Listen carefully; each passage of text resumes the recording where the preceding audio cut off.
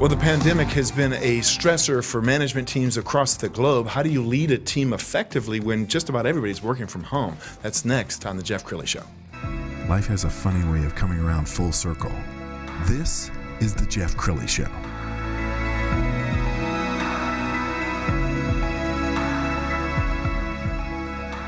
Well, I got to tell you, as a business owner, the pandemic has been stressful. There was about 6 weeks where all of the employees at Real News PR and Real News Communications Network were working from home. And it's different when you're seeing people every day and you're talking to them at the water cooler, and then now you're doing it all by Zoom. Well, that problem has been amplified because as we're starting to see perhaps a silver lining behind this pandemic, people are still not wanting to come to work or afraid to come to work. And so this may be a new normal for the planet.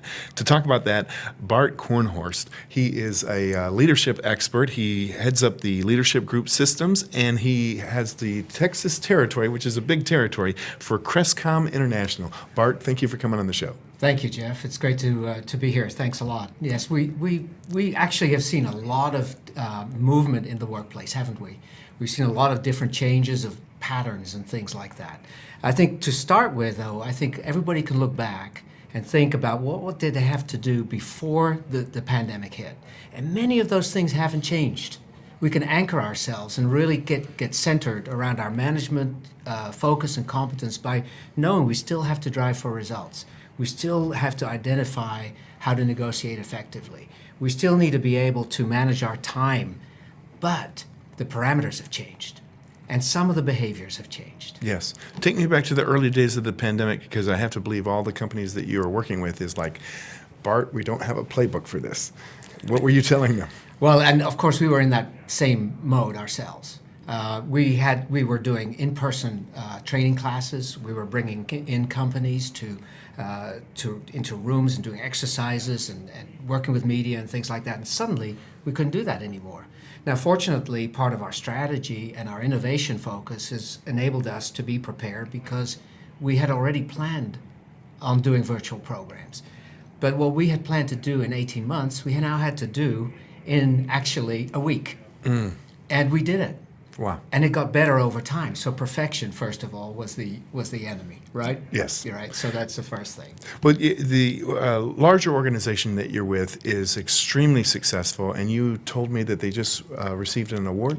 Yeah, so Crestcom was just awarded Training Magazine's Choice Award, which I like to characterize as the Oscars of training. So definitely a tier one provider of solutions. So I invested in that and have the license for Texas. Well, I applaud you because to me, Texas is probably the best state in the country, but best for business. On everybody's list. And it's an entrepreneurial-minded state where people look at a training company like yours and say, yes, I don't know everything. I need to hire some pros. So when does somebody know when they need somebody like you, Bart? Yeah, that's a great question. We see all sorts of reasons why people engage. First of all, we've got a great diversity of companies in Texas. We've got manufacturing companies, we've got services companies, we've got tech companies, you name it. And what they all find is they have different things. If you talk about leadership, leadership is one of those topics that touches every aspect of the business. So sometimes they find that they have a gap in sort of generational differences, for example. So that needs to be filled. Sometimes there are organizational changes where an organization has a need to bring in new skill sets. But the reality is that school's never out for the pro, really.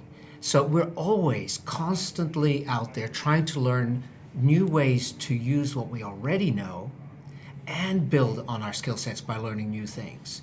So I would say leadership development is a constant, and we're all doing it all the time. Well, I'm very impressed with Crestcom. There's a video that we want to show you right now. We are the experts in leadership development. We've helped turn good managers into great leaders for over 30 years in 60 countries and 22 languages. Moving beyond traditional learning approaches and helping to meet the challenges of today's world. We deliver interactive learning experiences with subject matter experts. Focusing on relationships first. Measured development with results you can see. Over 1 million leaders strong, and we are just getting started. Join us.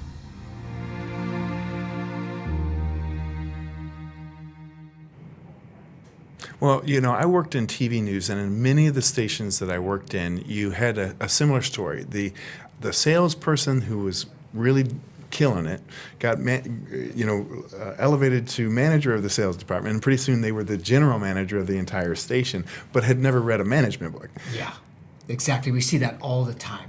Mostly people become a leader or a manager like they become a parent. Suddenly you're it. You got to do it. Right. So what is it that leaders do consistently when they come to the top? First of all, we know that leadership is a learned skill for, let's say 90% of the population. It's actually something we learn.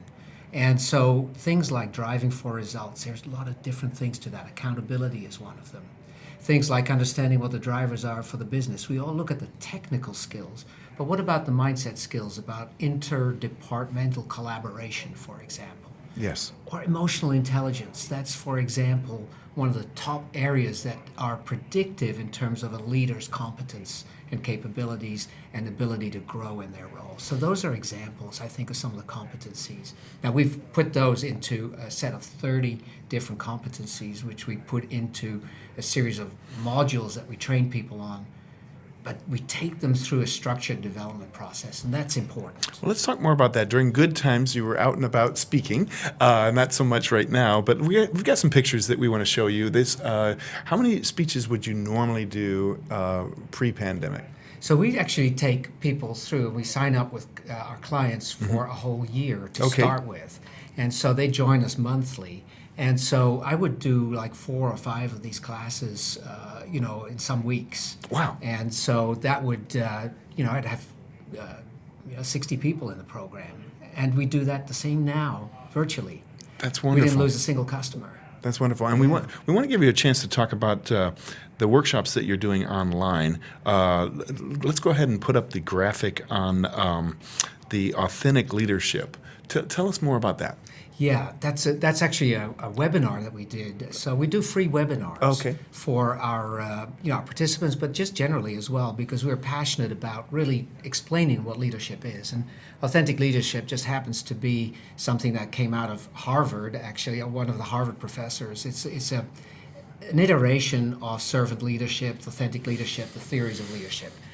What we tend to do is take those theories and turn them into practical, usable tools and resources, and that's what we give in the program, so people can walk away and start using this right away, and not that it's some theoretical thing, that is actually something they can use in the business. Yes.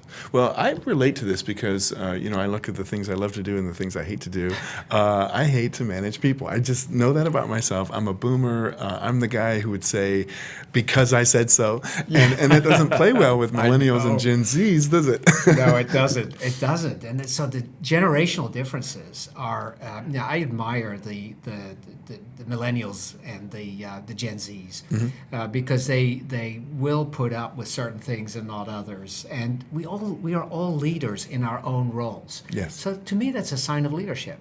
But it's up to us to also to adapt to that, to create the environments where we can all be productive. Can a old dog learn new tricks? So full disclosure, about 2 years ago, my daughter took over the day-to-day running of the company, and I just own the thing, and I get to do wonderful things like interview experts like yourself. But if you had a boomer client, and the boomer client is not good at leadership, and you're trying to educate him or her on how to be an authentic leader, are you talking them away from the the hierarchy of because I said so, this is how it has to be done? Well, the reality is, if you're working with a business owner, they own the business, right? Start with that. So then the ability to get them together with their teams and have conversations they wouldn't otherwise have, and then turn those into actions that they wouldn't otherwise take. So, for example, a construction firm that I work with has a very, I think, really skilled executive leader. Yes. But he is a boomer. And so everything flowed down. And what happened was when they were able to flow information up more, the innovation started happening, the efficiencies in the processes started being materialized, so they were able to find ways to cut costs. And that realization, the benefits to the business, is how those changes occurred. So yes, absolutely, boomers change. They're just people like the rest of us, and I'm one, by the way. So Bart, we're almost out of time for this segment. You've been an amazing guest. I want you to look into your camera right there and just give the audience some final thoughts. Well, I think I would urge the audience to consider what you're doing today. Are you doing the same things over and over again? To what extent are you challenging yourselves to grow yourselves actually in your roles and to look at really realizing the opportunity that's ahead of you? If that is the case, and you find you'd like to have a conversation around that, I would love to be one of the people that you talk to. But find a good program to help you with that, because we all need someone to help us through our own bottlenecks and barriers and speed bumps. So I'd love to work with all of you, and hopefully you've learned something from this session today. Absolutely. Well, you've been an amazing guest. We're going to end with the website. It's crestcom.com, and you can navigate to Bart's page on the website. Thank you so much for coming on the show. Thank you, Jeff. I really enjoyed it. That was great. You bet. Appreciate it. That's it for now. We'll see you next time. You killed it.